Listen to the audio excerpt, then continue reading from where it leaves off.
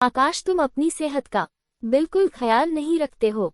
शादी के 10 साल बाद भी मिनकू से ज्यादा मुझे तुम्हारा ख्याल रखना पड़ता है। जल्दी जल्दी टिफिन तैयार करती कोमल बोले जा रही थी और आकाश फोन आने पर बदहवास सा भागने लगा। उफ, टिफिन तो लेते जाओ, कहते हुए हाथों में टिफिन पकड़े कोमल उसके पीछे लगभग दौड़ ही पड़ी। टिफिन लेते ही आकाश की गाड़ी धुआं उड़ाती चली गई। कोमल को अब जाकर फुर्सत से चाय पीने का मौका मिला। शादी के 5 साल तक उनकी कोई संतान नहीं थी। तब सुबह की चाय कोमल और आकाश हमेशा साथ पीते थे। पड़ोस में रहने वाली शीला मौसी का जिक्र छेड़ते हुए कोमल उदास होकर जब कभी बताती कि पता है आकाश, शीला मौसी के दोनों बेटे विदेश में बस गए हैं, पर वे अकेली रहते हुए भी शान से कहती हैं कि साथ नहीं रह सकते तो क्या हुआ, कुदरत ने उन्हें 2-2 बेटे तो दिए। ये बताते बताते जब कोमल लगभग रोआसी सी हो जाती, तब आकाश प्यार से उसका हाथ थाम कर कहता, डॉक्टर ने कहा है न कि जल्द ही हमारे घर भी प्यारा सा बच्चा आ जाएगा, तुम बिल्कुल परेशान न हो। ये सुन कोमल शीघ्र ही सहज हो जाती। आकाश का अपनत्वपूर्ण स्पर्श उसे एक नए आत्मविश्वास से भर देता। कोमल की पड़ोसन दिव्या रेडियो आरजे की नौकरी करती थी। उसकी नन्ही बेटी मिन्नी कोमल को बड़ी प्यारी लगती। एक दिन कोमल दोपहर को बालकनी में खड़ी थी। दिव्या के घर पर नजर पड़ी तो देखा नन्ही मिन्नी अपना स्कूल बैग लिए दरवाजे के बाहर बैठी है। कोमल का दिल ममता से भर आया, अतः मिन्नी को घर बुलाकर कुछ स्नैक्स खाने को दिए। फिर दिव्या को फोन किया तो पता चला कि अचानक किसी मीटिंग की वजह से उसे आज आने में देर हो जाएगी। तब कोमल ने उसे मिन्नी का ध्यान रखने का आश्वासन दिया। दिव्या जब ऑफिस से आई तो अपनी बेटी का ध्यान रखने के लिए कोमल का आभार व्यक्त किया। आगे से तुम्हें परेशान होने की जरूरत नहीं है। दोबारा कभी ऐसा हुआ तो मैं खुशी से मिन्नी को अपने पास बुला लूंगी। कोमल के ये कहने पर दिव्या बोली, धन्यवाद कोमल, लेकिन अब आगे से ऐसा कभी नहीं होगा, क्योंकि मैंने एक प्ले स्कूल में बात कर ली है। अपने स्कूल से मिन्नी सीधे वहां पहुंच जाया करेगी। फिर शाम को ऑफिस से लौटते हुए मैं उसे ले आया करूंगी। तो तुम्हें मिन्नी का मेरे साथ रहना पसंद नहीं? कोमल उदास होते हुए बोली तो दिव्या प्यार से उसके कंधे पर हाथ रखती हुई बोली, ऐसा बिल्कुल नहीं है कोमल, तुम जब चाहो मिन्नी को अपने साथ ले जा सकती हो, लेकिन मेरा मानना है कि अपनी जरूरतों के लिए हमें स्वयं जिम्मेदारी लेनी चाहिए। मेरे पति के 3-3 फार्म हाउस हैं, उनका ज्यादातर समय उनकी देखरेख में ही बीत जाता है। मैं चाहूँ तो नौकरी छोड़कर आराम से घर पर रह सकती हूँ, लेकिन मैं आत्मनिर्भर बनना चाहती हूँ। अपनी कमाई का जो सुख होता है मैं उसे खोना नहीं चाहती। कोमल दिव्या की बातों से बड़ी प्रभावित हुई। उसके मन में भी अपनी कमाई का सुख पाने की इच्छा बलवती होने लगी। फिर उसे जल्द ही इसका मौका भी मिल गया। दिव्या के ऑफिस में कोई सहकर्मी अचानक बीमार पड़ गई। दिव्या ने कोमल को अस्थायी तौर पर अपने ऑफिस में काम करने का प्रस्ताव दिया तो कोमल ने तुरंत स्वीकार लिया। आत्मविश्वास से भरी कोमल की आवाज से दिव्या के बॉस प्रभावित हुए। कुछ ही दिनों में कोमल की आवाज रेडियो पर लोकप्रिय होने लगी। कोमल को जल्द ही स्थायी तौर पर काम करने का प्रस्ताव मिला। वह बेहद खुश थी। आकाश से उसे प्रोत्साहन मिला तो वह रेडियो की दुनिया में अपनी पहचान बनाती चली गई। इसी बीच कोमल की खुशी का तब ठिकाना न रहा जब उसे पता चला कि वह मां बनने वाली है।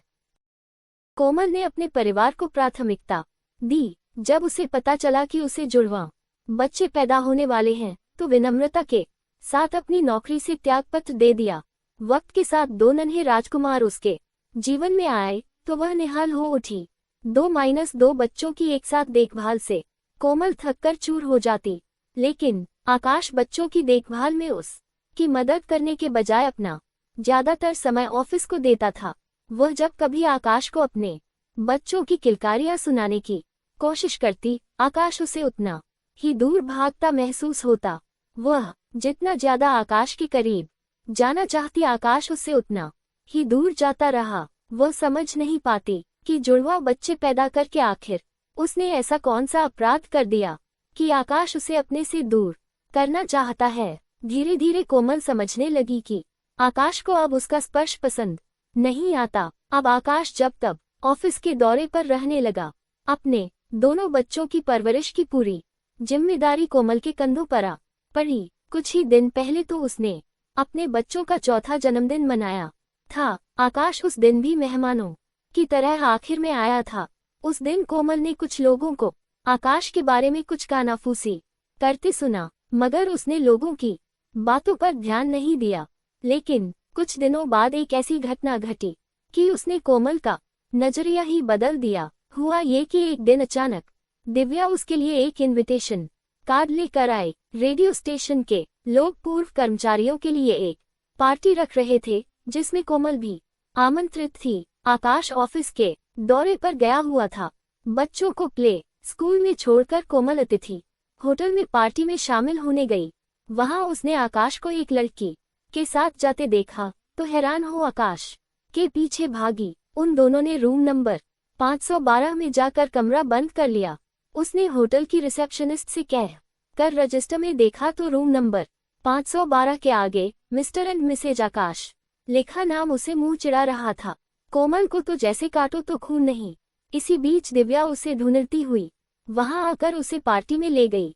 दिव्या के पुराने बॉस कह रहे थे, कोमल, तुम्हारी आवाज को लोग आज भी याद करते हैं। तुम जब चाहो वापस आ सकती हो। You are most welcome. Komal अन्यमनस्क सी वहां बैठी थी। जैसे तैसे पार्टी से निकलकर वह घर पहुंची। घर पहुंचते ही वह फूट फूट कर रो पड़ी। उसे पल पल चले जाने का एहसास कचोटने लगा। आज पहली बार उसे अपने नारी होने पर दुख हुआ। उसने आकाश को फोन किया पर उसका फोन बंद मिला।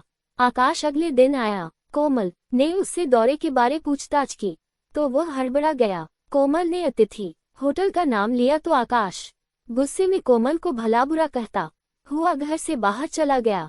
कोमल को अब समझ में आने लगा कि क्यों आकाश उससे दूर रहना चाहता है। उसे लगता था कि पिता बनने का जो गौरव वह आकाश को दे रही है, उसके बाद आकाश उसे पलकों पर बैठा कर रखेगा। लेकिन आकाश ने तो उसे अपनी जिंदगी से ही निकला फेंका। उसने आकाश से बात करने की कोशिश की, लेकिन आकाश उसकी कोई बात सुनने को तैयार ही न हुआ।